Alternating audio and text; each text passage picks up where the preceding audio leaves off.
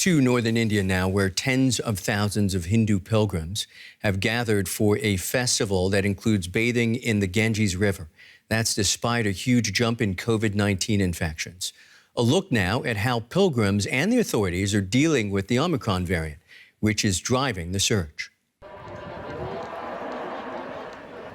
Tens of thousands of people come together to take the holy dip under the watchful eye of police.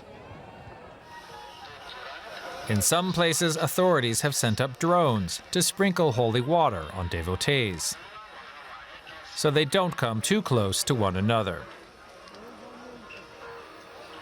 But not everyone is listening to the authorities. People are standing here on the banks of the river and roaming around without any masks. Nobody is following the guidelines.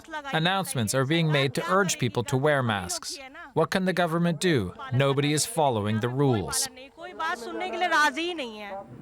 India has recently had a massive surge in coronavirus cases, fueled by the Omicron variant, from an average of 8,000 new cases a day in November to well over 200,000 now.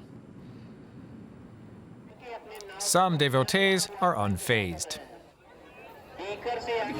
Aren't you scared of the coronavirus? I'm not scared of it. Why not? I believe it's a disease from the past and nothing else.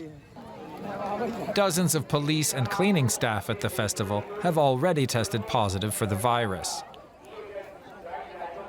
Critics say the government has allowed the festival to go ahead despite the health risks, out of fear of offending its Hindu voter base. We are praying to the gods that coronavirus will end, and that we become free of this pandemic and we can resume our lives like before. Those prayers will be desperately needed to keep this festival from becoming another superspreader event.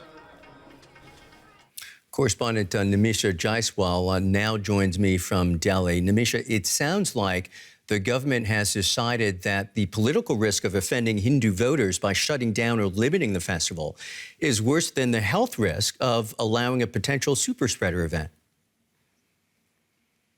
Well, Michael, that is what many critics believe may be driving the decision of the state government to allow for this festival to continue in the state of Uttar Pradesh, which is going to elections very soon.